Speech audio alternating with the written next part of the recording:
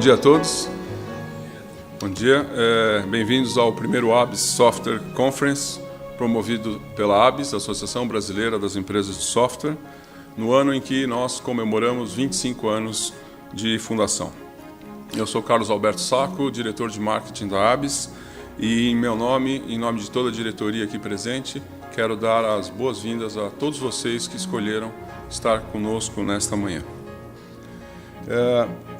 Esse evento marca o início das comemorações dos nossos 25 anos e também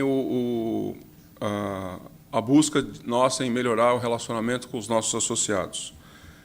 Vocês também vão receber um questionário no intervalo e eu peço que vocês preencham, por favor, para que a gente possa aperfeiçoar esse relacionamento com vocês. O objetivo todo é beneficiar e ter informações de vocês para que a gente possa efetivamente ajudá-los em seus negócios. Vamos pegar aqui. Inicialmente, eu quero convidar para compor aqui a mesa da primeira apresentação do senhor Gerson Smith, nosso presidente da diretoria executiva, a quem eu peço uma salva de palmas.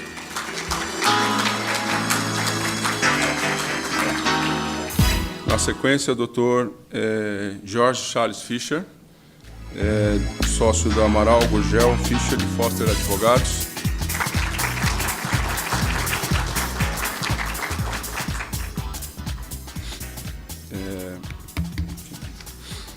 Convido também o Dr. Eduardo César Muniz Bonfim, sócio do escritório.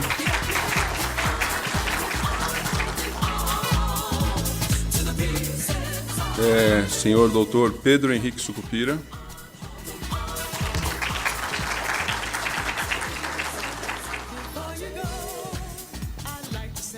E Dr. Carlos Glauco Moreira.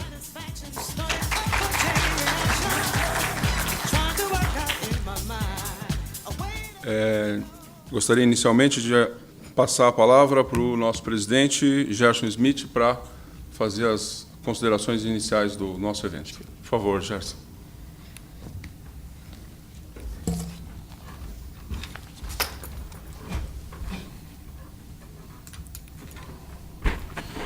Bom dia a todos. A ABS tem um prazer de recebê-los, as autoridades presentes, as entidades da nossa categoria, nosso setor, e associados e pessoas interessadas em conhecer a realidade jurídica e um pouco da visão do que é o setor de software no Brasil. Tenho certeza que o conteúdo que hoje vai ser aqui apresentado vai dar uma ideia de algumas situações que nós entendemos que podem ser bem resolvidas para termos segurança jurídica nesse país em relação a quem produz tecnologia com diferencial competitivo, bem como vamos ter uma amostra bastante clara no final, na última apresentação, sobre o que é o setor de software no Brasil, e nós gostaríamos de passar uma mensagem, principalmente do que foi feito na última década e o que nós esperamos para esta década e como nós estamos nos preparando para orientar os nossos associados e fazer do setor tecnologia um setor que traga diferença para o Brasil que nós queremos ter. Muito obrigado pela presença de todos e tenhamos um bom evento. Obrigado, Gerson. Antes de eu apresentar o nosso querido Dr. Jorge Charles Fischer, ele estava me lembrando aqui que há 20 anos atrás, quando nós éramos membros do CONIN, do Conselho Nacional de Informática, nós, para termos o controle da votação, né, nós, entre aspas, enrolávamos bastante as nossas exposições para que os membros do governo, que a gente saberia que iria votar contra a gente, pudessem sair, tomar os seus aviões e a gente prorrogar o máximo possível para que nós, quando tivéssemos o quórum apropriado, nós faríamos a votação. Isso aí eu já nem me lembrava mais, faz muito tempo, né, Fischer? Ok, eu vou convidar a ler a apresentação do Jorge Fischer, formado pela Universidade de Direito Largo São Francisco, sócio da Amaral Gurgel, Fischer e Foster Advogados, presidente do Conselho Consultivo da Associação Brasileira de Direito de Informática e Telecomunicações, a BDI, no ano de 1988 a 1990 e também na gestão de 95 a 99. Presidente da Associação Brasileira de Direito de Informática e Telecomunicações, de 1990 a 1994. Ex-membro do Conselho Nacional de Informática e Automação, CONIN, de 1990 a 1992. Membro do Conselho Consultivo de várias publicações internacionais, autor de mais de uma centena de artigos publicados no país e no exterior, relativos ao direito de informática e direito societário. Autor do relatório Restrições Legais ao Investimento Estrangeiro no Brasil, elaborado para o Banco Mundial. Fischer, passo a palavra para você. Obrigado.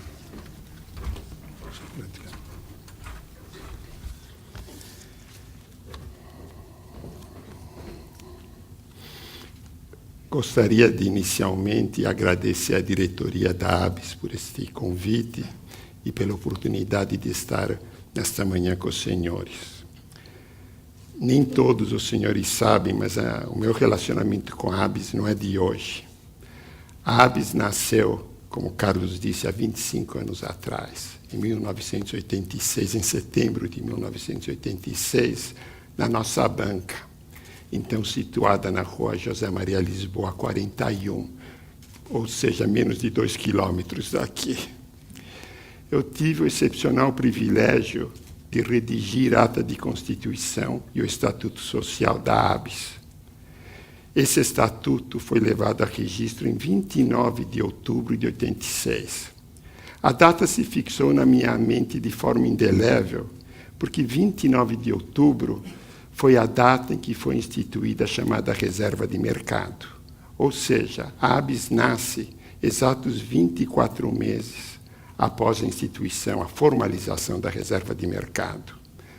E a ABS, já naquela época, nasceu com uma agenda extensa e bastante ambiciosa.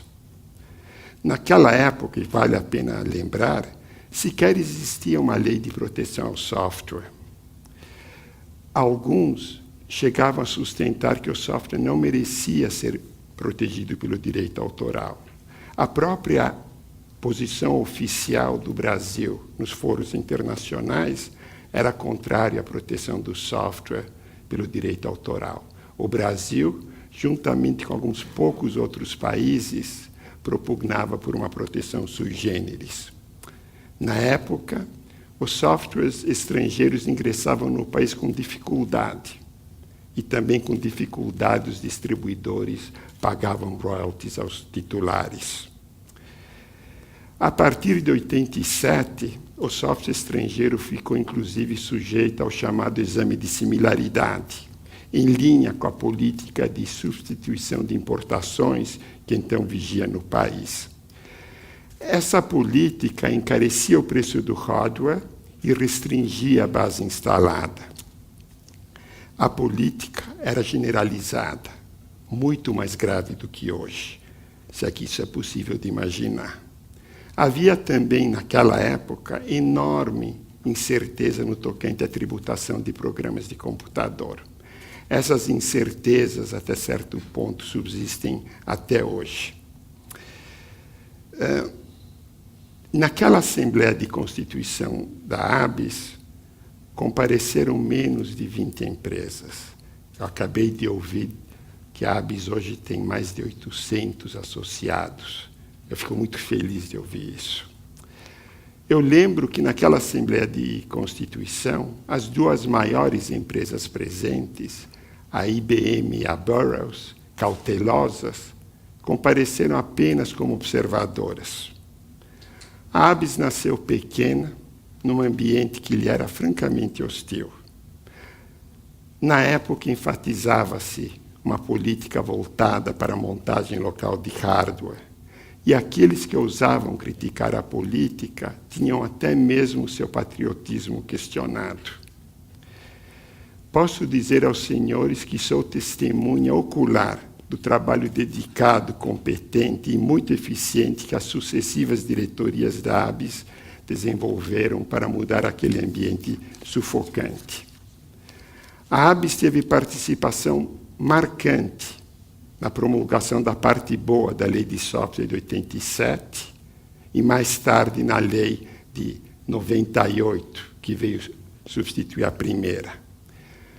A ABS liderou campanhas, não só uma, mas várias campanhas educativas e repressivas contra a pirataria e ajudou a derrubar a reserva de mercado e criar o ambiente mais propício que temos hoje. Neste tocante, destaco a atuação da ABS no CONIN, e é no CONIN, o Conselho Nacional de Informática e Automação, que houve em grande parte a gestação da nova política. Eu lembro que, na época, o presidente da ABS era o Carlos Sacco, e as reuniões eram todas em Brasília, e inúmeras vezes nós nos deslocamos juntos para lá. Eu quero aproveitar também para registrar que, durante todos aqueles anos e até hoje, a ABS contou com a inestimável assessoria jurídica do Dr. Manuel Antônio dos Santos. E, novamente, fui testemunha direta da competência e da irrestrita dedicação com o qual o Dr. Manuel abraçou e continua a abraçar as causas de interesse da ABS. Creio que as reuniões do CONIN em Brasília não faltou a nenhuma. E também participou de intermináveis reuniões de comissões no Congresso Nacional, sempre defendendo os interesses da entidade. Eu posso assegurar para os senhores que o Dr. Manuel Antônio dos Santos é o maior arquivo jurídico nacional vivo no tocante a questões de direito relativas a software. Nenhum outro advogado tem experiência dos problemas práticos do dia a dia que o setor enfrenta. Além disso, o Dr. Manuel é excelente colega. E o Dr. Manuel vivenciou como ninguém o vertiginoso crescimento do setor e o surgimento de novas tecnologias que tornaram o mercado cada vez mais complexo e sofisticado, e que, igualmente, tornaram as indagações jurídicas cada vez mais sofisticadas e complexas, já que a realidade foi mudando de forma extremamente dinâmica. É nesse contexto de mudança e dinamismo, que quero introduzir os nossos temas de hoje. Dentre a miríade de questões que as novas tecnologias suscitam, selecionamos duas questões nesta manhã. A primeira trata de uma modalidade eletrônica de compras governamentais. E, igualmente, vamos examinar algumas condições e limitações que é dada ao Estado impor na aquisição ou no licenciamento de programas de computador. Essas questões estão esmiuçadas em detalhe em dois pareceres que foram encomendados pela ABS e que nós vamos entregar para a entidade em forma escrita nos próximos dias. O primeiro parecer trata das licitações na modalidade pregão. Os senhores sabem que o pregão pode ser tanto presencial como eletrônico, e a preferência do governo atualmente é pela forma eletrônica. Busca o pregão simplificar procedimentos, ampliar concorrência e, no fim, alcançar o preço mais atraente para a administração. O pregão permite, inclusive, lances decrescentes após a abertura das propostas. O pregão, porém, não é para tudo. Ele só se aplica para bens e serviços comuns. Pois bem, o cerne do primeiro parecer é exatamente a aplicação deste conceito de bens e serviços comuns para o setor de software. Como veremos, o pregão nem sempre é viável. E mesmo, às vezes, quando legalmente viável, não é recomendável. Por vezes, para programas de computador, as modalidades melhor técnica e preço são mais vantajosos para a administração. E eu devo dizer para os senhores que, na dúvida, a administração tem a obrigação de aplicar as modalidades tradicionais. de técnica ou técnica e preço. Na prática, não é o que vem ocorrendo. O segundo parecer é um parecer mais longo, que trata de mais temas. Ele enfrenta questões relativas a, por exemplo, o estabelecimento de preferências na licitação no tocante a determinada tecnologia, ou determinado padrão, ou determinado produto, ou determinado modelo de negócios. Ele também enfrenta questões relativas à exigência pela administração do fornecimento de código-fonte ou de transferência de titularidade do programa licitado. Também endereça questões relativas ao uso público pela administração de programas adquiridos ou licitados. Essas são todas questões complexas. Elas desafiam generalizações, não são questões simples. Na realidade, exigem exame caso a caso, certame a certame, disputa a disputa. Sempre respeitados os princípios que regem a licitação e que estes princípios serão sucintamente abordados pelo Dr. Eduardo Bonfim. O Dr. Eduardo Bonfim fará uma apertada síntese do primeiro parecer, aquele que trata da licitação na modalidade pregão para programas de computador. Em seguida, o Dr. Pedro Sucupira resumirá alguns aspectos do segundo parecer. Parecer esse que trata das condições e restrições impostas pela administração para o fornecimento de programas de computador para o Estado ou entidades controladas pelo Estado. Após a apresentação dos palestrantes, cada apresentação durará 15 minutos, eu vou abrir a palavra para os nossos debatedores, o Dr. Carlos Glauco Moreira e o Dr. Roberto Pessoa, que ainda não chegou porque está preso no trânsito. Os debatedores, em querendo, tecerão comentários ou formularão perguntas. Cada um terá 5 minutos. Ao depois, vamos franquear a palavra aos senhores. Os senhores poderão formular perguntas por escrito ou verbalmente, como preferirem. As questões escritas deverão ser entregues a mim e eu vou ordená-las em função das questões suscitadas. Eu vou passar a palavra agora para o Dr. Eduardo e vou apresentá-lo, se eu achar os currículos. Um momento. O Dr. Eduardo César Muniz Bonfim é formado pela Universidade Estadual Paulista, a Unesp, e é pós-graduado em Direito Tributário e Direito Comercial pela Pontifícia Universidade Católica, a PUC, e é especialista em Direito Administrativo e Direito Tributário. Com a palavra, então, o Dr. Eduardo. Muito obrigado.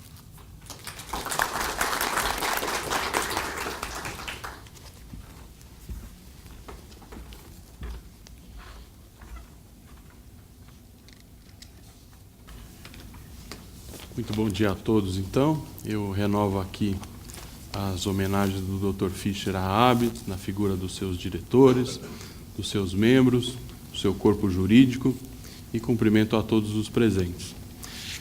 Como o Dr. Fischer salientou, essa é uma apresentação sucinta do parecer sobre a modalidade pregão para a compra de software, em que medida essa modalidade se aplica ao software.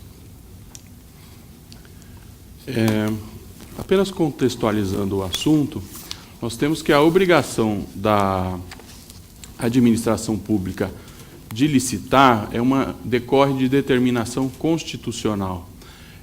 As hipóteses em que a administração pública não precisa licitar todos os bens estão previstas na legislação pertinente. A Constituição também é a mãe da maior parte dos princípios que a administração pública está obrigada a obedecer, não só na licitação, mas como em todos os seus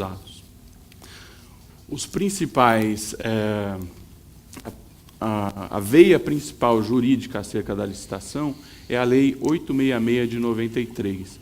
É uma lei federal, mas que traz princípios gerais acerca da licitação e, portanto, é aplicável a todos os entes públicos, os estados, os municípios, a União, no âmbito de suas atribuições para a licitação.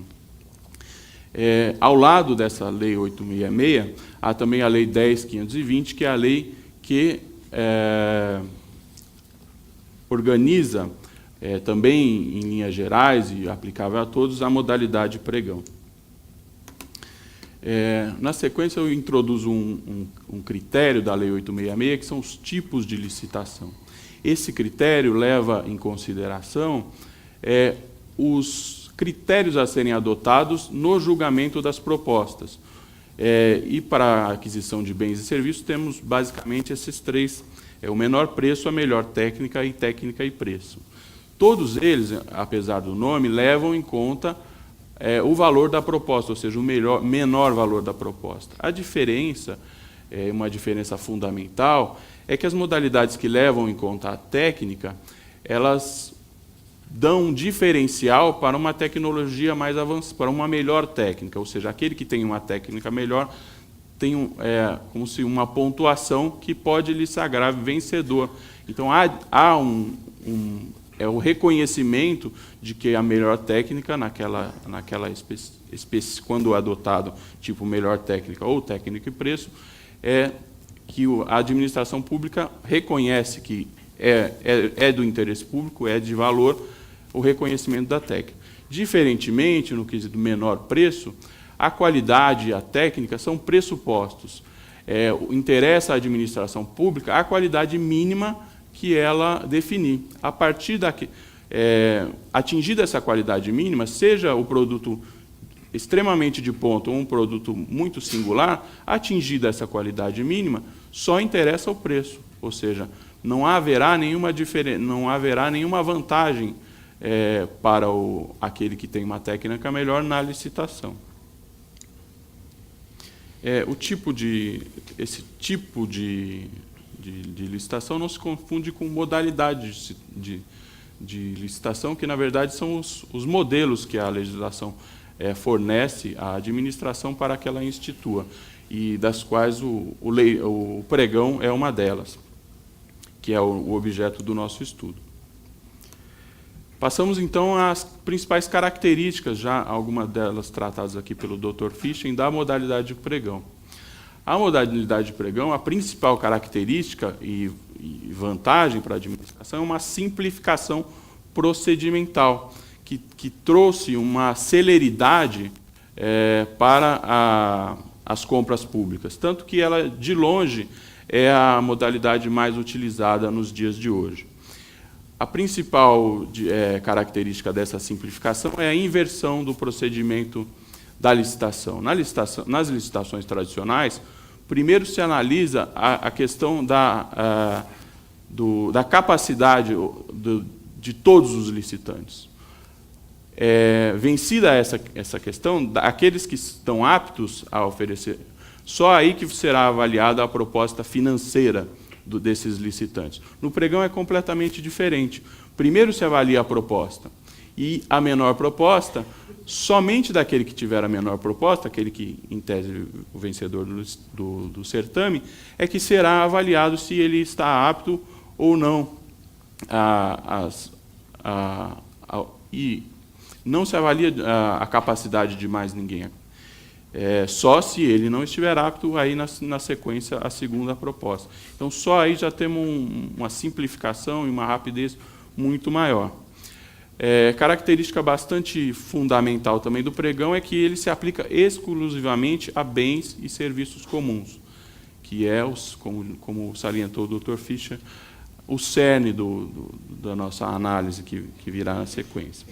E também é importante salientar que é uma licitação do tipo menor preço, ou seja, ao pregão, a qualidade é um pressuposto, ou seja, a administração, como eu disse, estabelecerá o nível de qualidade mínima. A partir daí, a técnica ou a qualidade não farão a diferença no resultado da licitação.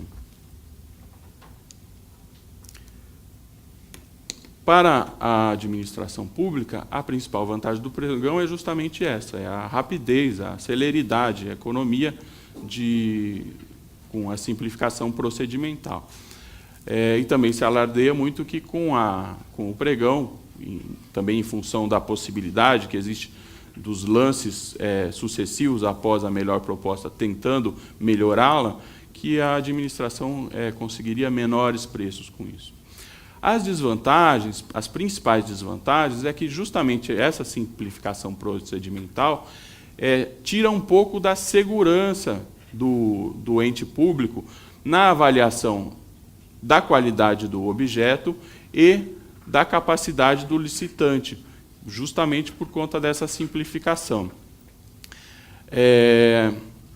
O arcabouço procedimental do pregão é mais simples e, portanto, não permite tanta inquirição acerca das qualidades do objeto. E há uma tendência também, tendo em vista que é estabelecido um parâmetro mínimo, a partir daí vale o preço, de que não é uma regra, mas que o objeto de qualidade inferior tenha o preço menor e seja o possível vencedor do certame. Adentrando mais um pouco na questão da utilização do pregão, eu vou tratar de uma questão aqui, diríamos, prejudicial à discussão, que é um artigo lá da Lei 866 de 93, que basicamente estabelece que, para licitações de bens e serviços de informática, há de se utilizar licitação do tipo técnica e preço. Ora, então, resolvemos por aqui a questão, já que o pregão é uma licitação exclusivamente do tipo menor preço, então estaria o pregão proibido para todo e qualquer bens e serviços de informática. E já se debateu muito, eu não me estenderei muito nessa questão, já houve algum debate acalorado sobre a questão, mas atualmente se entende que não, que, na verdade, é possível, sim, a utilização da modalidade de pregão para bens e serviços de informática, por várias razões, desde que esses bens e serviços de informática sejam bens e serviços comuns. Então, o que é bem e serviço comum? Bom, a lei define. Consideram-se bens e serviços comuns aqueles cujos padrões de qualidade possam ser objetivamente definidos pelo edital, por meio de especificações usuais de mercado. Está resolvido? Não, não está. É difícil obter uma unanimidade dos doutrinadores ou das opiniões. Mas, quanto a este artigo, praticamente todos falam em uníssono que, olha, essa definição muito pouco aclara sobre o que é bem e serviço comum. Ela é insuficiente para delimitar o objeto que quis definir. E é aí que surgem os problemas, ou seja, surgem as interpretações. E a interpretação de o que é bem e serviço comum variará enormemente, desde posições bastante ampliativas, que levariam a entender que praticamente todos os bens e serviços podem ser qualificados como comuns, por quanto podem ser descritos no edital, até opiniões bastante restritivas, do tipo, só é bem e serviço comum aquele que o próprio nome do bem já o definir. Nós adotamos uma posição, diria, intermediária. A posição, por exemplo, do Dr. Gessé Torres e do Marçal Justen Filho, ou próxima da deles, que leva em conta a intenção do legislador ou o próprio objetivo do pregão é que estabelecer regimes jurídicos diferentes para bens padronizados e para bens não padronizados. Adotando essa linha de pensamento, caracterizaria bem e serviço comum, em primeiro lugar, aquele bem ou serviço que estiver pronto e disponível no mercado, assim como é requerido pela administração, ou seja, que é usual no mercado. Isso para diferenciar daquele bem que é por encomenda, aquele bem que tem especificidades e peculiaridades próprias, que deve ser desenvolvido para a administração especificamente. Então, é esse o sentido da disponibilidade no mercado. Não que o bem tenha que estar em estoque, não, é que ele a necessidade da administração é o bem tal qual ele existe e é disponibilizado no mercado. E, de fundamental importância, a padronização do objeto. O que é a padronização do objeto? É que as alternativas do mercado elas não tenham relevantes diferenças, ou que essas diferenças de técnica, de qualidade, sejam praticamente irrelevantes para os fins da administração. O pregão, na verdade, foi criado visando a aquisição de bens realmente iguais, pregos, gêneros alimentícios, materiais de escritório, e para isso ele de fato é muito bom. Pela ótica da necessidade pública, ou seja, verificando qual que é a necessidade da administração, também essa necessidade há de ser comum, ou seja, uma necessidade que não há destituída de especificidades e peculiaridades. Só preenchidos esses requisitos que, em tese, se estaria diante de um bem ou serviço comum. Dito isso, tem que fazer uma ressalva de que não há que se falar em tese de determinado bem ou classe de bens ou não comum. Há que se analisar caso a caso, concretamente ante o edital. Porque um bem que a doutrina dá, por exemplo, um exemplo do combustível. O combustível é bem comum? Em geral, sim, porque não há especificidades, está disponível no mercado. A necessidade de combustível não há nenhuma especificidade nela. Mas e se por algum motivo o governo quiser comprar combustível especial para um veículo de competição, etc., com um motor tal, com especificações, já pode ser que não seja um bem comum. Então, é um exemplo mais ou menos simples, mas aplicável às situações mais complexas. Como o Dr. Fischer salientou, por ser a modalidade de pregão uma modalidade menos segura para a administração na avaliação da qualidade, da técnica do objeto e da capacidade do licitante, havendo dúvida quanto à qualificação de se bem comum ou não, então aplicável ou não o pregão, a administração há que adotar a solução mais conservadora e fazer a licitação por uma das modalidades tradicionais da Lei 866 de 93.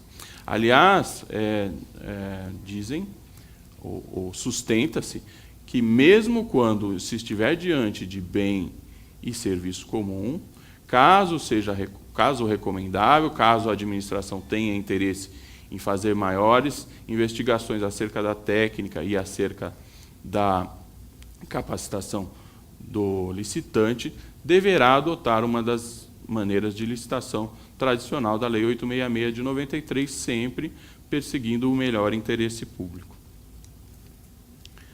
E, já chegando ao final, como é que se aplicaria isso na questão do software?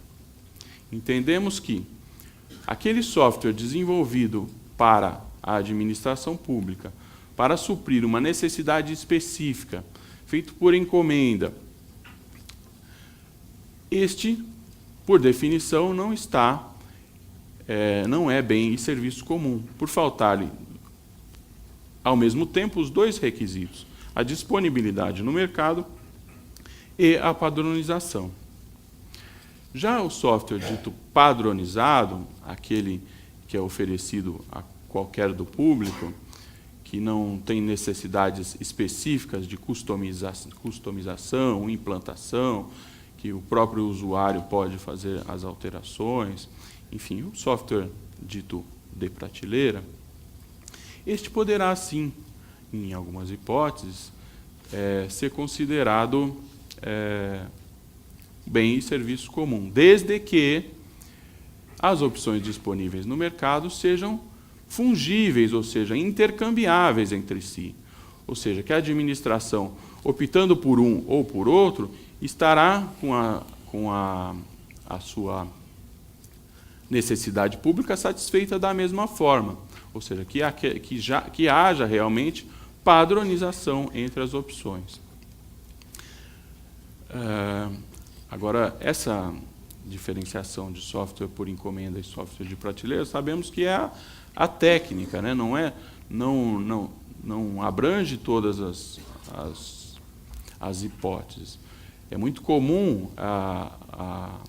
que haja o fornecimento de softwares em que há vários módulos padronizados e alguns módulos específicos desenvolvidos para as necessidades específicas de cada cliente. E nesse caso? Ora, a não ser que essas alterações específicas sejam de tal modo irrelevantes, pensamos que também não estamos aí diante de bem e serviço comum. E, de igual maneira, entendemos que as soluções de informática, ou seja, aquelas em que é fornecido o software e vários serviços, tal como customização, implantação, manutenção, elas acabam por trazer um objeto de licitação complexo. Talvez, separadamente, essas etapas do objeto possam ser consideradas bem em serviço comum, a depender da análise caso a caso do objeto.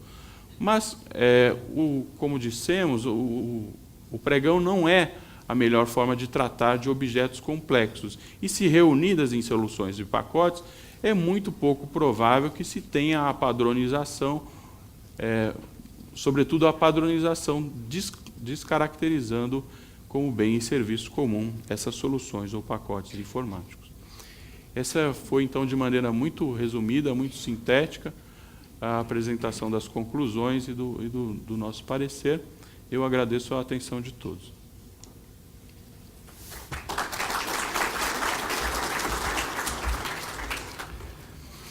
Muito obrigado, doutor Eduardo.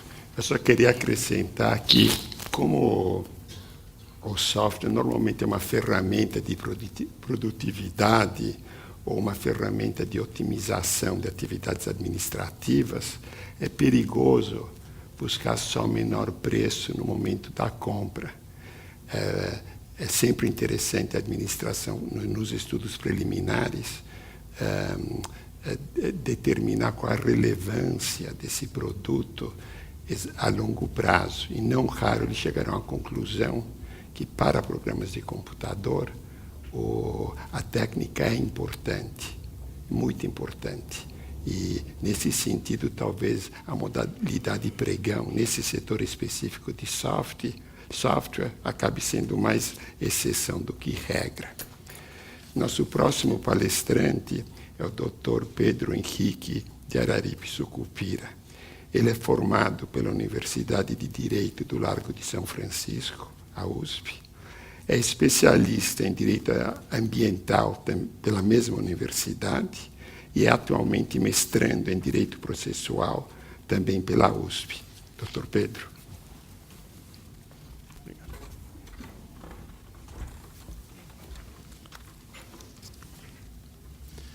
Bom dia a todos. Eu renovo os cumprimentos feitos pelos meus colegas, a ABS na figura de sua diretoria, aos meus colegas, aos associados da ABS e aos demais presentes. Em linha com o que já foi exposto, eu farei aqui uma breve apresentação de alguns pontos que foram objeto do nosso estudo. E o tema, na verdade, diz respeito um pouco naquilo que tange as definições e as escolhas feitas pela administração pública com relação às contratações envolvendo o software. O início eu começo aqui dizendo a respeito daquelas atribuições que o Estado possui. nós vivemos hoje num Estado com um caráter social muito grande. Então, o Estado assumiu para si atribuições das mais diversas, prover saúde, educação, moradia. E, apesar dessas atribuições estatais serem muito grandes, os recursos que o Estado possui são muito restritos. Nesse cenário, a tecnologia da informação, a indústria do software representa um importante papel para o Estado, na medida em que proporciona um instrumento de eficiência para a atuação estatal. Então, são muitos os exemplos que são perceptíveis hoje dessa adoção de sucesso do software e de bens informáticos.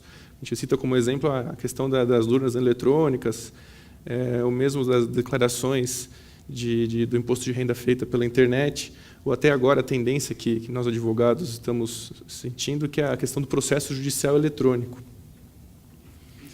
Mas então, como o Estado pode obter esse instrumento importante para a consecução dos seus objetivos? Via de regra, ele vai fazê-lo por meio das contratações, ele vai adquirir esses programas da iniciativa privada. E aqui, no que tange aos contratos firmados pelo Estado, há uma diferença bem relevante quando comparados com os contratos privados. Os contratos privados são celebrados por entes privados, em que essas partes elas têm a intenção de satisfazer necessidades próprias, utilizando para isso recursos próprios. Então, a opção pelas necessidades e a avaliação de qual é o custo que as partes estão dispostas a desembolsar é própria de cada um. De outro modo, nos contratos administrativos, o Estado está lidando com recursos e necessidades públicas. O Estado em si não tem necessidades. As necessidades que existem são aquelas da coletividade, da sociedade. Então, enquanto no âmbito privado prevalece a liberdade contratual e a autonomia da vontade, no âmbito público, o que há uma vinculação da atuação estatal ao interesse público, ao interesse que pode ser perseguido. E isso se dá com um forte embasamento do princípio da legalidade, que é aquele que diz que ao Estado só é permitido fazer aquilo que a lei permite, autoriza.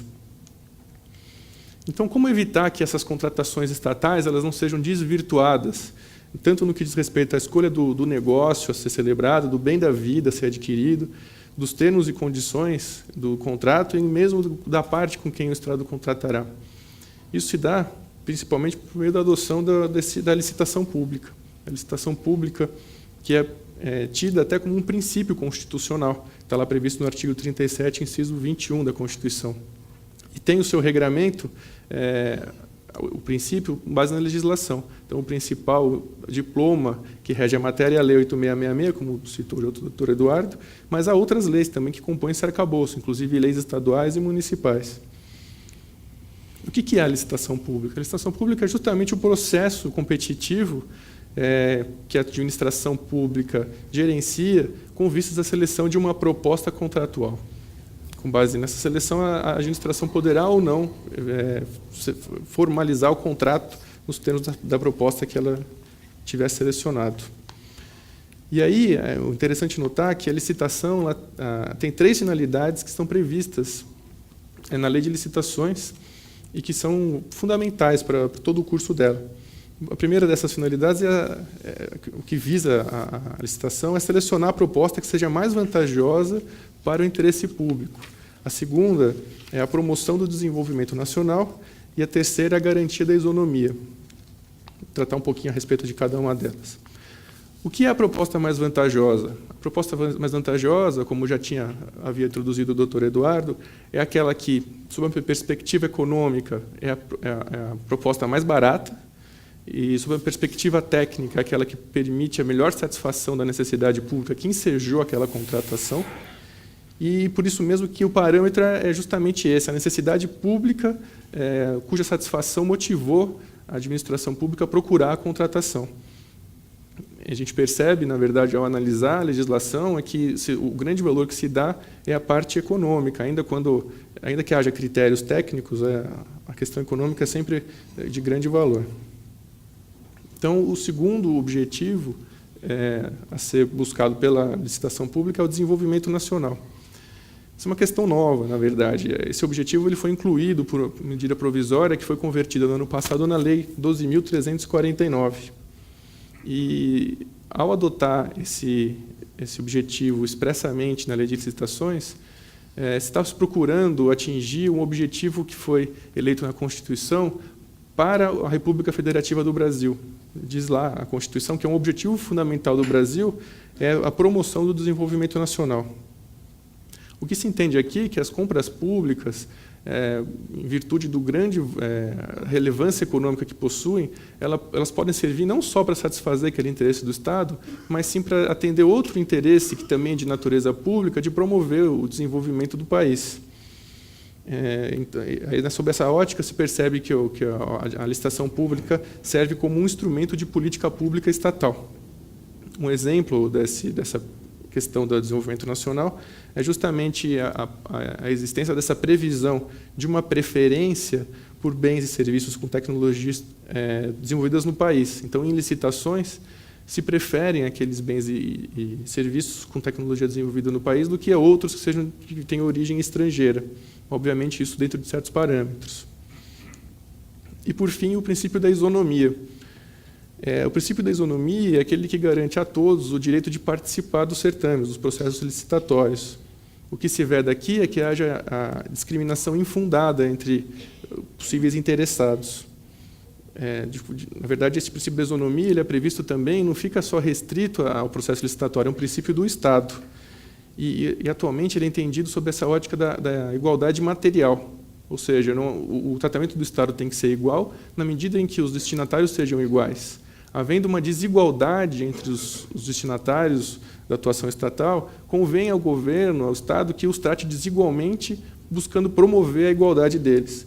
Então, por conta desse princípio, é que se prevê normas de preferência para, por exemplo, as empresas de pequeno porte e as microempresas.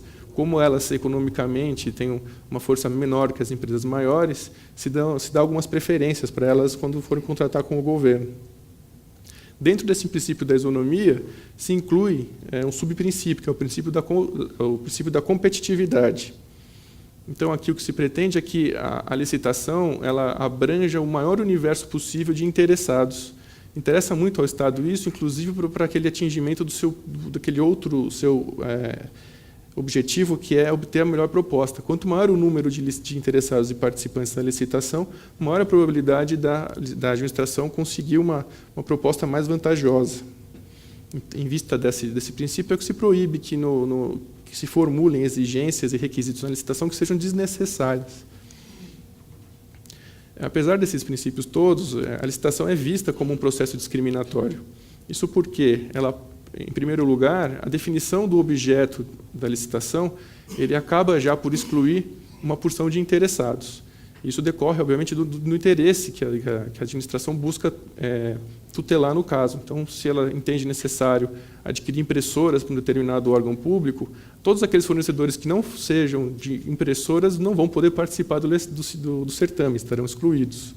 Do mesmo modo, o final do processo licitatório ele tende para a seleção de uma proposta mais vantajosa.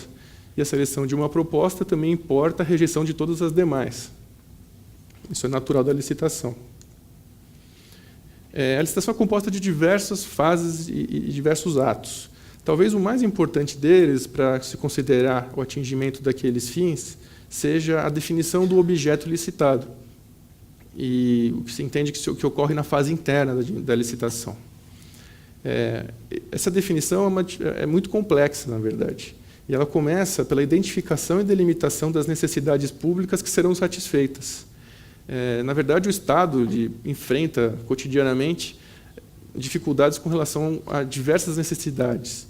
E cabe ao Estado, com base no juízo de conveniência e oportunidade, decidir quais aquelas suas necessidades que serão satisfeitas.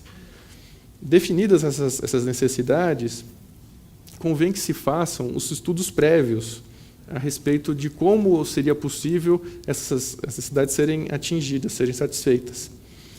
Então, esses estudos eles devem incluir, por exemplo, análise do que diz respeito ao software, análise dos recursos que já estejam implantados pela administração e outros que possivelmente venham a ser adquiridos no futuro. Também deve-se fazer uma análise daquelas alternativas que estejam disponíveis no mercado. E isso tudo sob uma perspectiva tanto técnica quanto econômica. o custo-benefício a ser analisado ele não deve ser específico daquela contratação, mas um custo-benefício global. E aqui a ótica que tem que se dar, um dos critérios que tem que ser levados em consideração é a questão da compatibilidade e da interoperabilidade. Se a administração já possui uma série de sistemas e ela quer a eles acrescentar um novo programa, certamente ela deve levar em consideração que esse novo programa seja compatível ou possa operar em conjunto com o que já é existente.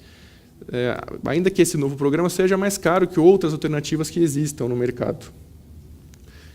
Na verdade, em vista dessa necessidade desses estudos prévios e da importância deles, é que se enaltece muito a questão do planejamento da contratação.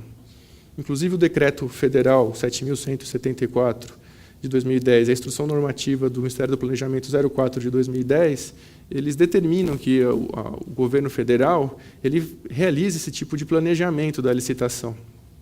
As compras não são consideradas de forma isolada, mas sim no ambiente em que elas estão inseridas. O resultado desse planejamento, na definição do objeto contratado, é que se admitam as restrições à competitividade, desde que elas sejam justificadas pelos benefícios proporcionados no caso concreto. Isso leva, por exemplo, à consideração de que, muitas vezes, aquela solução que pareça ser mais barata no caso concreto se torne mais cara. Por exemplo, um software que venha a ser adquirido e que, na verdade, demande uma migração de toda uma plataforma para que ele possa ser operado. E aqui existe, na lei de licitação, um princípio que deve orientar as contratações públicas, que é o princípio da padronização. Então, se entende que o Estado deve privilegiar a adoção de certos padrões, de forma a se aproveitar da economia de escala. Então, adquirindo produtos de mesmo padrão, ele pode se beneficiar, por exemplo, de assistência técnica provida por um só fornecedor, de treinamentos que não precisam ser renovados. E a escolha dessa padronização, o que se entende é que ela deve ser feita num processo administrativo próprio, que não seja vinculado à licitação pública. E esse processo ele tem que ser garantida a participação de todos os interessados para que possam sugerir, apresentar suas soluções para o governo, que o governo possa avaliá-las. Também se entende que esse processo de padronização, como ele orienta contratações futuras do governo, ele deve ser revisto de tempos em tempos, até para saber se a solução que tenha sido adotada ela ainda continua correspondendo à melhor solução. Em vista dessas questões, a despeito da questão da restrição da competitividade, admite-se, em caráter excepcional, a indicação no objeto licitado de certo produto, solução, tecnologia ou programa, desde que essa indicação, essa restrição, traga vantagens econômicas e técnicas para a administração pública. Isso não é, na verdade, um julgamento genérico, ele tem que ser dado com base numa decisão devidamente motivada nesses estudos. Não é uma discricionariedade da administração. E até que se entende nesse campo é que é possível a administração especificar uma marca no objeto licitado, desde que essa marca sirva apenas como um critério de identificação do produto que se enquadre naqueles critérios já especificados. O que não se admite é a indicação de uma marca como uma forma de escolha do produto sob as pressões mercadológicas de marketing, enfim, uma preferência por uma certa marca. Então, um caso analisado pelo TCU, ele pode dar um bom exemplo disso. A Receita Federal já tinha adotado o pacote Microsoft Office e já vinham utilizando há mais de 10 anos. Então, já havia uma padronização de fato adotada pelo órgão. Então, ele fez uma licitação, na verdade, fez uma contratação direta, buscando obter novas licenças desse software do pacote Office. E o Tribunal de Contas ele decidiu que essa contratação ela foi lícita, porque houve a comprovação de que havia vantagens técnicas. Na verdade, como já tinha se adotado esse padrão, a migração do sistema para outra plataforma poderia gerar questões técnicas muito complexas e também por vantagens econômicas. Você preservaria aquele investimento que já tinha sido feito pelo governo na aquisição de licenças anteriores e se preveniria novos gastos com treinamento para a utilização da nova plataforma. Então, nesse caso, se concluiu sobre a possibilidade do uso do produto Microsoft. Um outro ponto, uma vez definido o objeto do contrato, também deve o governo especificar qual é a forma contratual a ser adotada. Tendo por objeto o software, diversos são os contratos que podem ser celebrados. Mas a gente costuma tratar principalmente de 3 deles. O primeiro é a cessão da titularidade dos direitos sobre o software. Esse contrato, apesar de previsto, ele não é muito utilizado, não é muito comum, deve ser adotado de forma excepcional, porque ele representa para o Estado um alto custo e o benefício talvez não o compense. O efeito desse contrato é a exclusão de um programa que já esteja no mercado, a exclusão desse programa do comércio. Então, na verdade, aquele produtor do software não vai ter interesse em deixá-lo exclusivamente para o Estado, e o Estado também, via de regra, não vai ter interesse em adquiri-los para uso exclusivo. A segunda forma, a não ser em hipóteses excepcionais. A segunda forma de contratual seria a prestação de serviços de desenvolvimento ou encomenda. Nesse caso, o software é criado pelo governo, criado pelo particular, sob medida de acordo com as especificações do governo. E nessas hipóteses, a regra é que os direitos autorais sobre o programa pertençam ao Estado. E, por fim, o contrato de licença de uso. Esse contrato é a via usual de comercialização do software. Na verdade, o grande valor do software ele reside no uso, na utilização, nesse caráter tecnológico dele, como técnica. Então, a licença de uso já é suficiente para proporcionar essa utilidade para o usuário. Dessa forma, a melhor relação custo-benefício, em via de regra, reside nessa forma de contratação, pela licença. Em muitos casos, o Estado tem costumado exigir no edital que seja fornecido o código-fonte. E esse é um problema que vem sendo enfrentado. A indústria não gosta muito de fornecer o código-fonte dos seus programas. Obviamente, ele tem um valor muito alto, porque ele permite ao seu usuário que modifique, altere e mesmo tenha o poder de multiplicar o software. Então, por conta disso, há uma resistência das empresas. E essa resistência leva, nesse caso de licitações em que haja essa exigência, a pelo menos 3 consequências possíveis. Primeiro, a diminuição da competitividade da licitação. Não são todos aquelas empresas licenciantes de software que vão ter interesse em participar do certame em que haja essa exigência. E muitos não têm sequer o poder de fazê-lo, porque tem direito de distribuição apenas, não tem a possibilidade de fornecer o código-fonte. Além disso, haverá um aumento do valor das propostas. Primeiro, porque se estará exigindo um ativo muito mais valioso na licitação. Depois, também por conta da restrição do âmbito de competitividade. E, por fim, porque os particulares, os interessados, eles vão avaliar os riscos inerentes a essa entrega do código-fonte e vão incluir os custos relativos a esse risco nas suas propostas. Por fim, também poderá haver um rebaixamento técnico das soluções apresentadas. Obviamente que aqueles produtos que têm um sucesso maior no mercado, já que permitem uma receita maior para o seu titular, essa empresa titular não vai querer fornecer o código-fonte desse produto para o governo. Mas existe, na verdade, qual seria o interesse que a administração possui em possuir o código-fonte? Na verdade, a grande questão é a independência com relação à empresa de software. Então, por exemplo, nos casos de serviços de manutenção e adaptação que exijam o acesso ao código-fonte. Mas será que esse interesse justifica a restrição do certame? Justifica aquelas dificuldades que o certame enfrenta por ter essa necessidade de fornecimento? Na verdade, isso depende da análise do caso concreto. Deve-se fazer um sopesamento aí das necessidades da administração e os prejuízos que vão ser causados.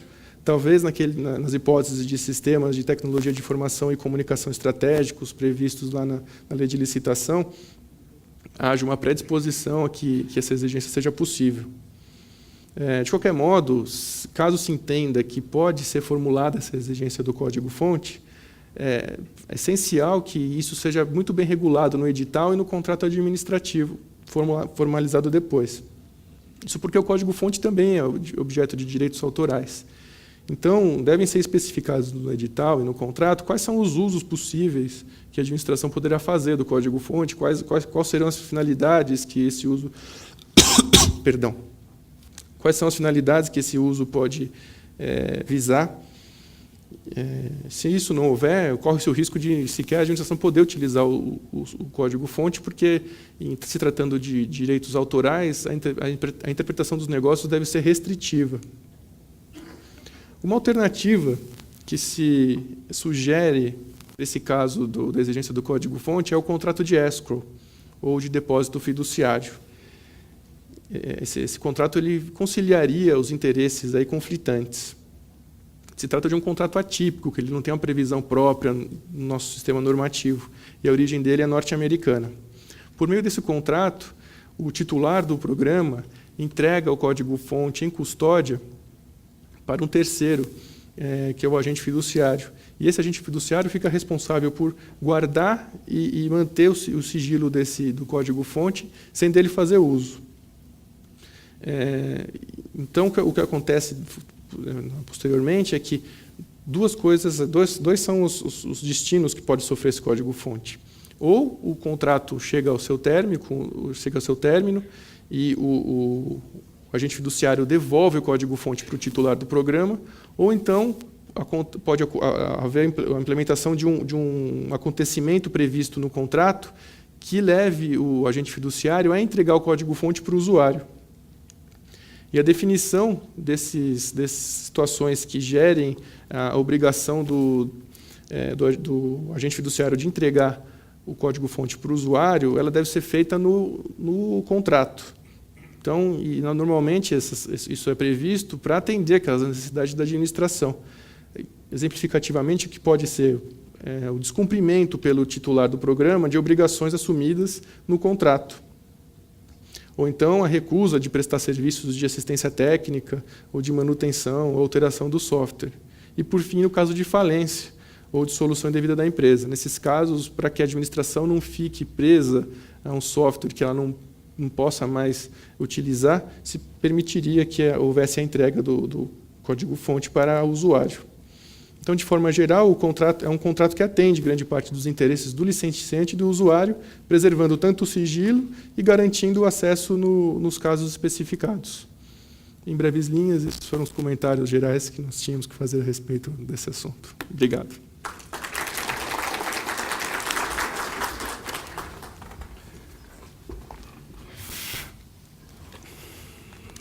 Eu vou passar a palavra agora para o nosso primeiro debatedor. O segundo debatedor, o Dr. Roberto, chegou? Não? Acho que não. Então, o Dr. Glauco tecerá comentários às apresentações dos palestrantes. Ele vai limitar a manifestação dele a 5 minutos, porque eu realmente quero que haja algum tempo para receber perguntas dos senhores. O Dr. Carlos Glauco Moreira, ele é formado pela Faculdade de Direito de Bauru e é mestre em Direito da Computação e Comunicações pela Universidade de Londres. Dr. Glauco. Alô.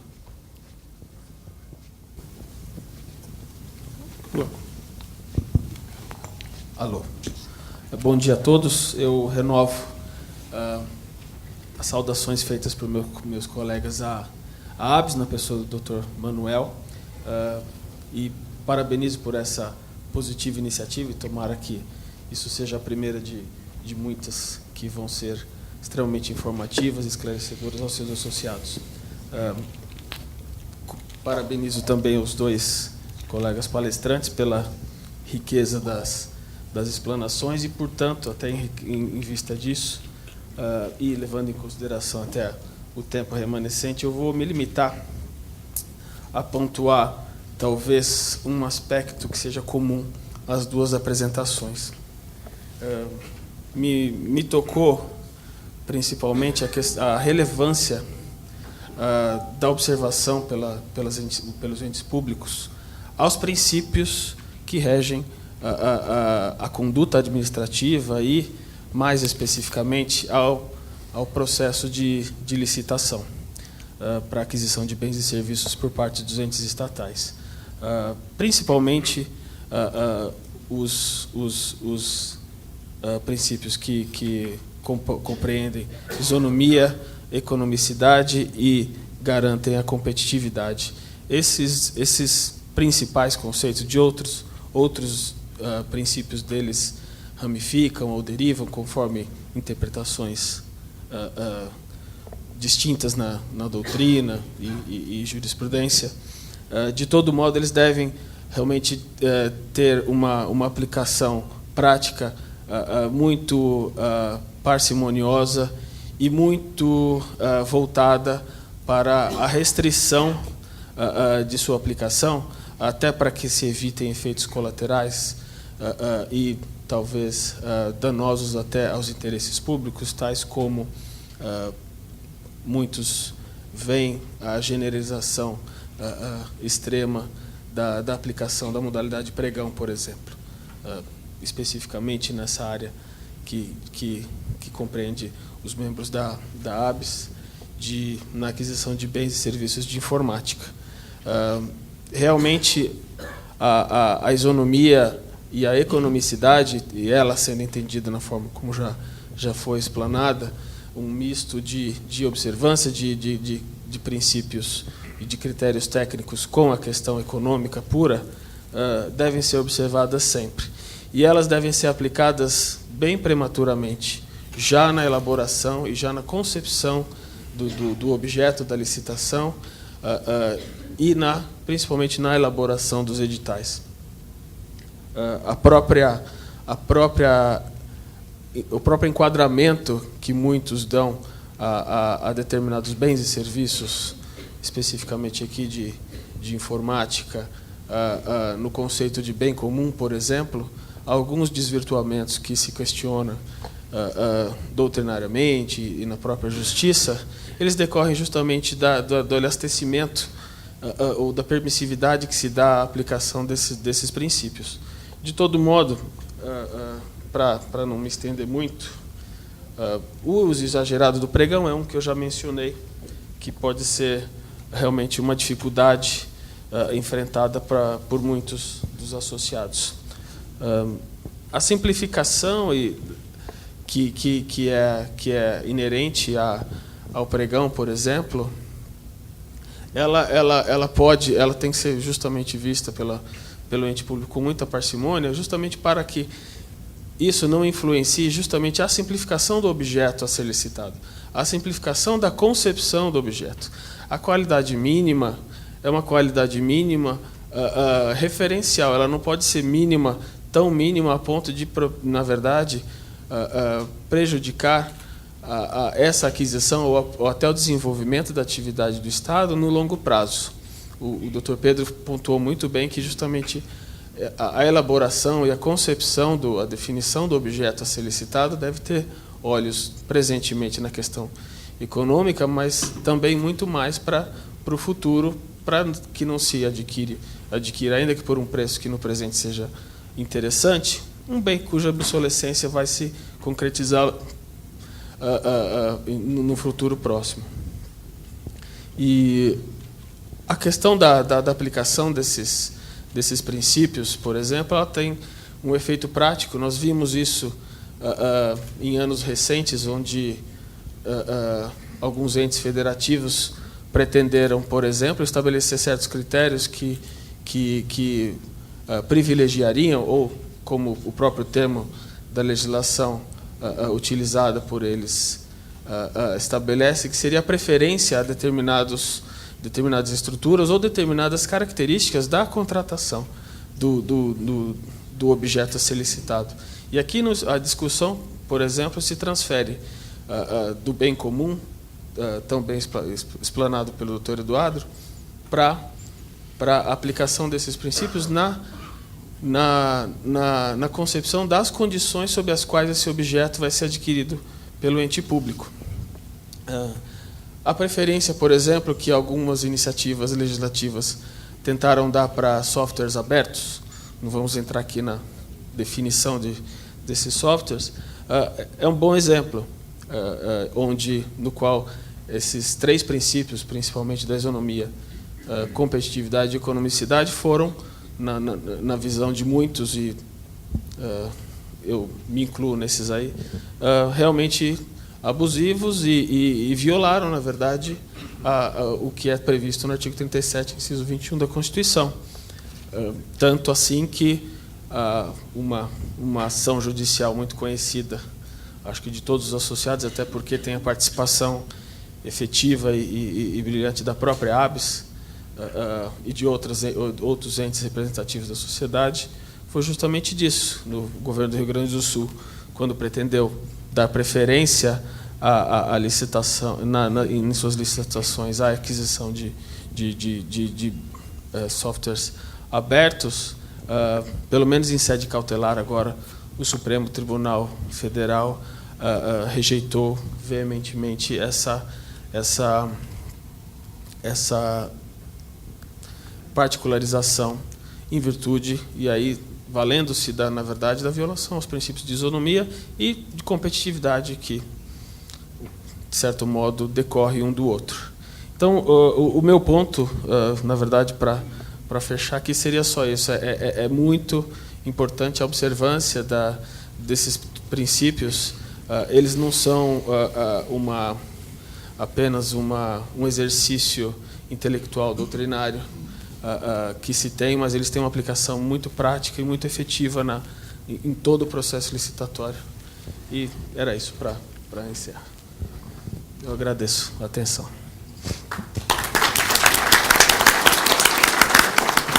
Muito obrigado, Dr. Glauco. Eu abro, então, agora para o público, para as perguntas ou manifestações que os senhores queiram fazer.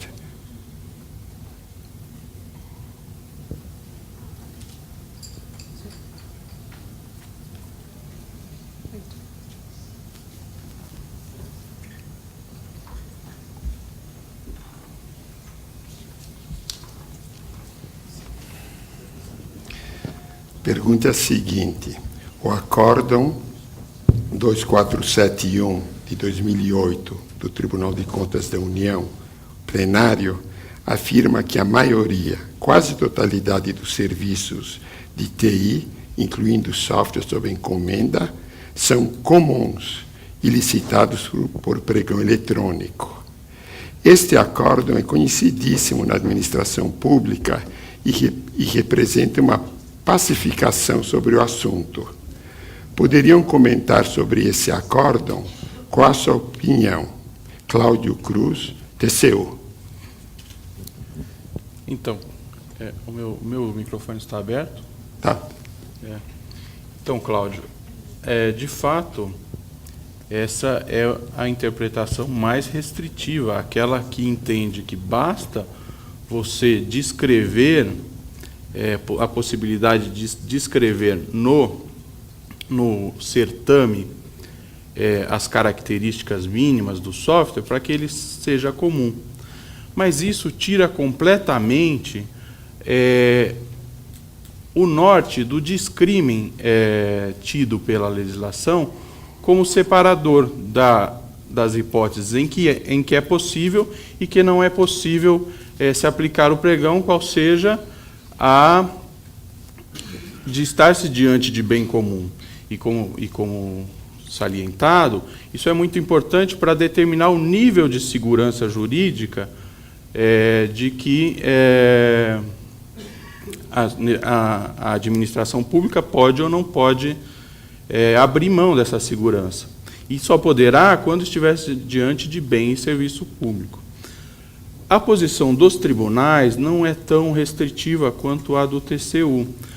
De fato, não há uma polarização ainda acerca da questão, mas, de fato, é uma posição que há de ser debatida, porque tem que se levar em conta que o que determina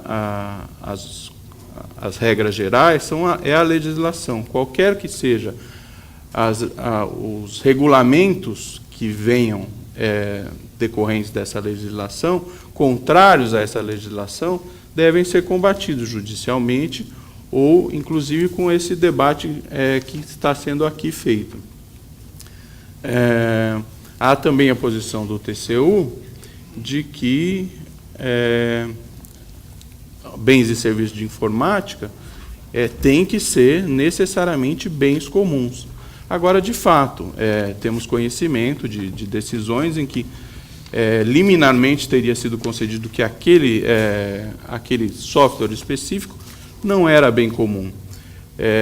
Depois a questão foi a uma secretaria técnica qualquer que respondeu tão qual e simplesmente a lei diz. A definição, esse bem atende a padronização conforme usuais de mercado, então é bem comum. E o relator desse processo disse, olha, se a secretaria técnica assim disse, me conforma a secretaria técnica e unanimemente foi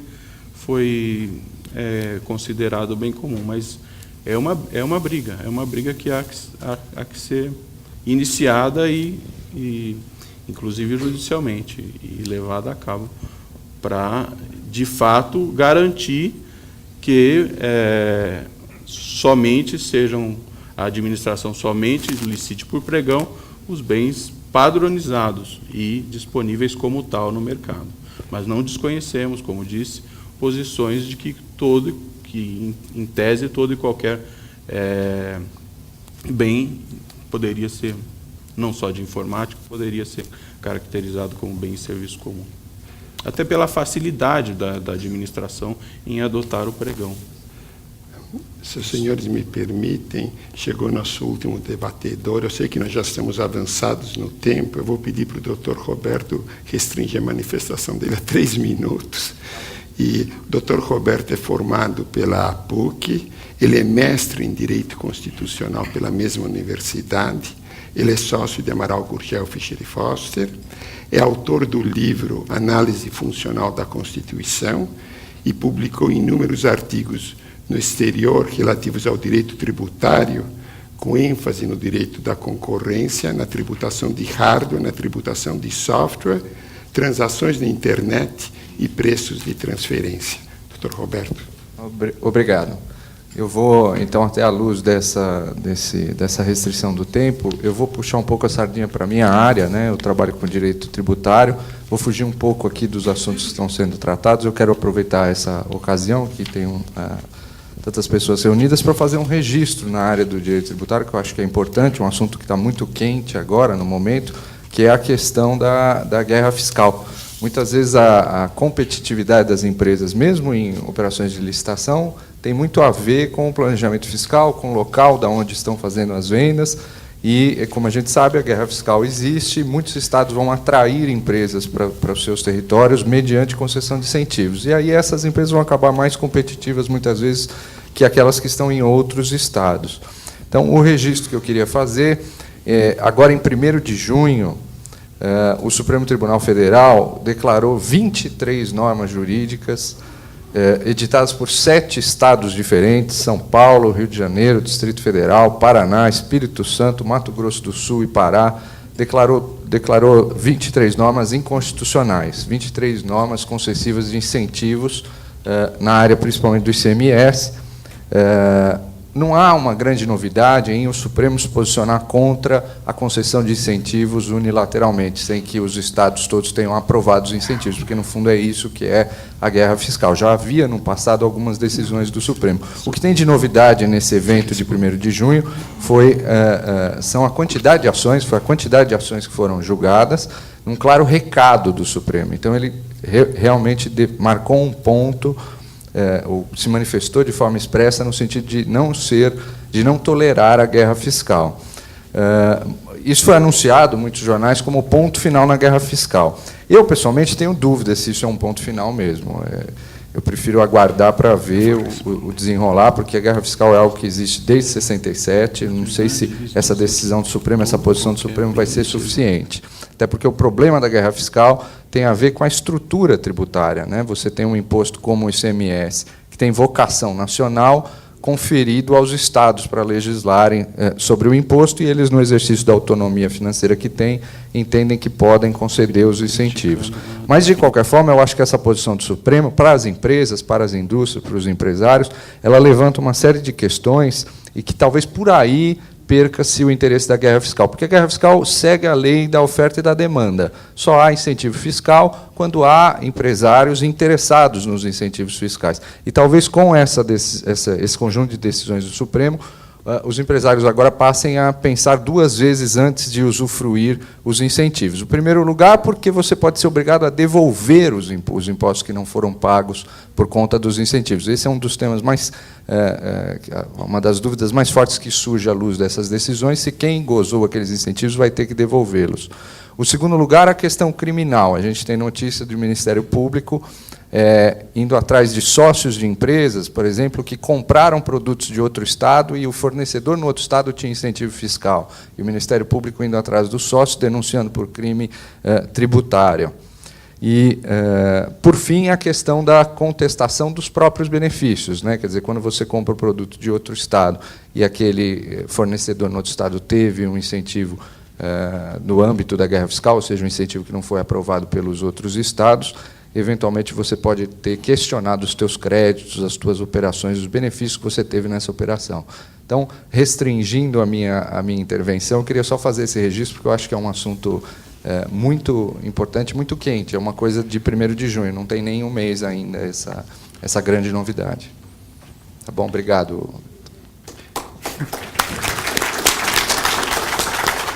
Temos mais uma pergunta, que é a seguinte: o serviço de desenvolvimento de um software pode ser descrito de forma objetiva, configurando-o como um serviço comum?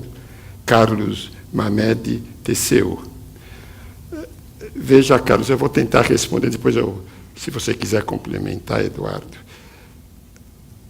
O diferencial do bem e serviço comum não é o fato que ele pode ser descrito. Todo bem ou serviço tem que ser descrito. Se esse fosse diferencial, tudo seria comum. Não é esse o grande diferencial. A lei pecou ao descrever bem e serviço comum por alguma coisa óbvia. Não há licitação sem descrição de bem ou serviço. Tudo tem que ser descrito. Então, esse não é um diferencial. Na realidade, um parâmetro interessante é o de dizer sempre que um software sob encomenda não está no mercado, ele não pode ser licitado por pregão. E os softwares de prateleira, esses podem? Não. Há doutrinadores que entendem que sim, mas não é o fato dele estar pronto que é o fator diferenciador. Não é descrição, não é o fato dele estar pronto. Tem que se examinar se ele é bem comum dentro daquela realidade, naquele certame. Se ele pode ser considerado comum porque ele já está pronto, porque ele atende à necessidade imediata da administração. Eu, pessoalmente, acho que, em se tratando de bens de informática, a licitação de técnica e preço muitas vezes é mais interessante, porque é apenas nesse estudo, quando se leva em conta a técnica, é que a administração acaba chegando à conclusão daquilo que melhor serve aos seus propósitos. E na licitação de técnica e preço, a administração também é obrigada a olhar com mais cuidado os fornecedores. E a gente sabe que, de regra, em se tratando de programas de computador, o serviço pós-venda é muito importante. É por isso que a administração deve ter muito cuidado quando, por exemplo, opta pelos sistemas abertos e achando que o custo, às vezes, inicial é menor, e os custos de implementação e os custos de manutenção. tudo isso tem que ser estudado caso a caso, com muito cuidado no momento de implementação. Mas respondendo especificamente a tua pergunta, Carlos, não é porque ele pode ser descrito de forma objetiva, o serviço ou o produto, que eu caracterizaria como comum. Esse não é um parâmetro aceitável. Dr. Fischer, aqui ao lado. Por favor. Por favor. Fazer uma pergunta em nome de várias empresas que nós representamos.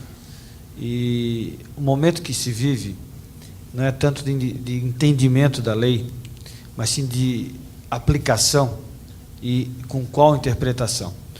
É muito difícil, nós representamos em mais de 1000 empresas, na verdade, e há problemas bastante comuns. Um exemplo claro, foi citado aqui a legislação que trata recentemente das empresas de pequeno porte, que favorece essas empresas menores para terem uma concessão de um último lance no pregão eletrônico após o período de encerramento. Os softwares de mercado, muitos deles não contemplam na tela de negociação essa possibilidade deste lance, após o encerramento, superar o lance que está vencendo. Isso acontece com o software do Banco do Brasil, com o do Serpa, e eu lhe falo isso com propriedade porque eu atuo com software nesta área. E nos meus clientes eles me obrigam a fazer o contrário.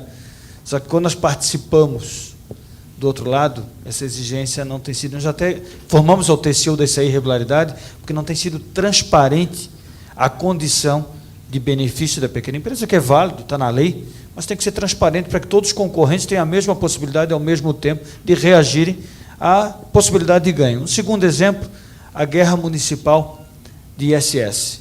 Hoje, as empresas de software estão chegando ao ponto de ter que recolher, no mínimo, em 2 lugares o ISS, onde elas prestam serviço e onde elas entregam serviço. E não há município que tenha ouvido suficiente para entender a situação de quem está entregando, porque sempre é retido e discute-se judicialmente por anos e anos, aumentando.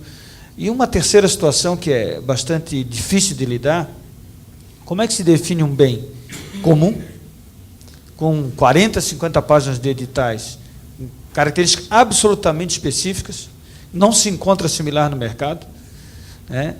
Ou quando se encontra, se pega um software que existe, e se diz que é comum, e pede para entregar o código-fonte, como se não existisse um trabalho comercial, desenvolvimento, pesquisa e desenvolvimento. Então, gostaria de perguntar, em nome das empresas, como nós saímos dessa impotência jurídica, dessa insegurança jurídica causada pela aplicação da lei, que situações concretas seriam orientadas para que uma associação como a ABS e os nossos representados possam, de fato, ter uma regra clara, que nós queremos cumprir a regra, mas qual regra? Quem vai ser o árbitro final dela? Vamos começar pela segunda pergunta, que é a questão fiscal. Vou pedir para o Dr. Roberto endereçar.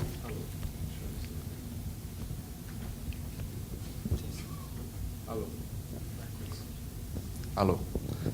Na verdade, essa questão do ISS é bastante pertinente, porque, de certa forma, está se duplicando na esfera municipal o que acontece, o que eu comentei, na esfera estadual. Ao mesmo tempo de guerra fiscal, mas também um entendimento da legislação de que eu tenho que pagar o ISS onde o serviço é prestado, onde está o estabelecimento prestador. E agora a figura nociva da retenção na fonte, que aí mata qualquer possibilidade de discussão. Eu vejo isso como ainda um assunto que ainda vai levar tempo para ter uma solução. O ponto da guerra fiscal, que o ICMS faz, é exatamente esse ponto que você tocou, o ponto crucial de que a regra do jogo tem que ser igual para todo mundo. Ou tem incentivo para todo mundo, ou não tem incentivo para ninguém, porque senão você está indo ao jogo, ao mercado, em condições disparatadas. O ISS um pouco está acontecendo isso, porque dependendo de onde você está e de onde o seu cliente está, você acaba tendo que pagar 2 vezes. E aí o único caminho jurídico, o único caminho que o sistema te dá é você ter a iniciativa de entrar com uma ação judicial contra a prefeitura do município A ou do município B, e sabe-se lá quantos anos de litígio e com qual perspectiva de êxito. É um desafio. Se há algo que fica igual para todo mundo, é que fica igual para todo mundo o caos, fica igual para todo mundo o ônus, a burocracia, o risco, porque você toma a decisão de pagar num lugar, não pagar no outro, e passa a viver numa situação de risco. Eu diria que esse é um assunto que tem que ser analisado caso a caso, empresa a empresa, vendo a situação concreta, mas só, a meu ver, uma mudança na legislação é que vai resolver isso, porque, no fundo, isso surgiu esse problema por uma interpretação que foi dada. A lei, só para recapitular para quem não está familiarizado, a lei do ISS sempre previu o pagamento do imposto no município onde está o estabelecimento prestador, com casos, exceções que não vêm ao caso, por exemplo, construção civil, etc. Então, muito se debateu durante muito tempo o que significa a palavra estabelecimento prestador. Então, alguns iam dizer, não, basta eu ter um escritório lá em Alphaville, do contador, com uma porta e o meu nome, aquilo é estabelecimento prestador, eu posso pagar o ISS de lá. E, na prática, operava de São Paulo, operava de outros municípios onde a alíquota era maior, com um escritório, etc. Com o passar do tempo, mas a discussão sempre foi o que era estabelecimento prestador. Então, você tinha o caso da fraude e de quem estava fazendo correto. O Superior Tribunal de Justiça, num determinado momento, na interpretação da regra do ISS, veio a entender que essa figura do estabelecimento prestador não era relevante, que, como é um imposto de competência municipal, o que era importante era onde o serviço é prestado, onde ele, de fato, acontece. E aí reconheceu competência para os municípios onde o serviço é prestado cobrarem o ISS, ainda nos casos que não houvesse estabelecimento prestador. É daí que surge o dilema. De certa forma, foi o Judiciário, foi o Superior Tribunal de Justiça, ao interpretar a Constituição. Se você quiser ser generoso com o Superior Tribunal de Justiça, com os outros órgãos, você diz, não, na verdade foi o Constituinte, ao escrever a Constituição e dar a competência municipal a esse imposto. Mas eu acho que esse é um problema sério e a solução não é de médio prazo. A meu ver, não é de curto prazo. Ela passa por reforma de legislação e reforma de reorganização, reestruturação de negócio, quando isso é possível, porque nem sempre é. Eu acredito, Gerson, que as três perguntas que você formulou contém no bojo a mesma queixa. A falta de transparência e uniformização de regras, no fundo é disso que você está se queixando. E se essas questões fossem resolvidas, se o Estado fosse mais transparente, se as regras fossem, beneficiaria a todos, inclusive ao Estado. O pregão, que na sua origem até foi uma coisa interessante, se eu vou comprar prego, ou tijolo, ou um alimento que já tem uma especificação conhecida, café, robusta, arroz tipo agulhinha, o conceito em si era muito interessante, porque o processo licitatório, nós temos aqui os colegas do TCU que sabem, é caro para o Estado.